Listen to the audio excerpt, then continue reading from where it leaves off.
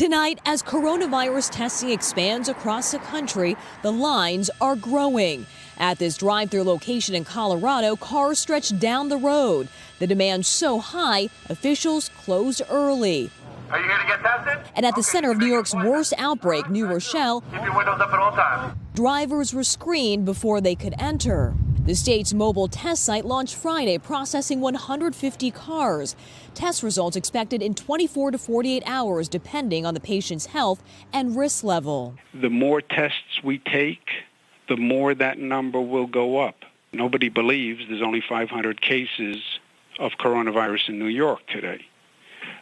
We believe there are thousands of people who have coronavirus. Inside Kaiser Permanente's testing location in the Bay Area, an 8-person medical team is getting people through in about 5 minutes. Once I have the protective equipment on, I go and kind of explain to them the procedure and the swab, which is a little bit in the back of the throat each side and then up in the nares. But getting to this point isn't easy. I cannot get tested.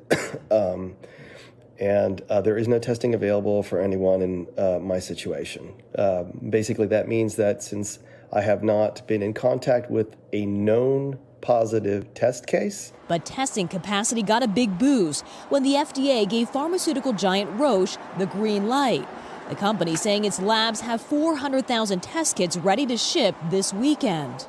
The administration hoping for at least 5 million more tests within a month.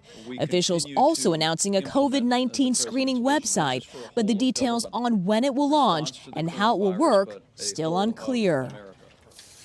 And Kathy Park joins us now from New Rochelle. Kathy, how are states like New York planning to move forward? Well, Peter, in addition to the mobile facility site here in New Rochelle, there will be another one opening in Long Island. The goal is to run at least 6,000 more tests per day starting next week.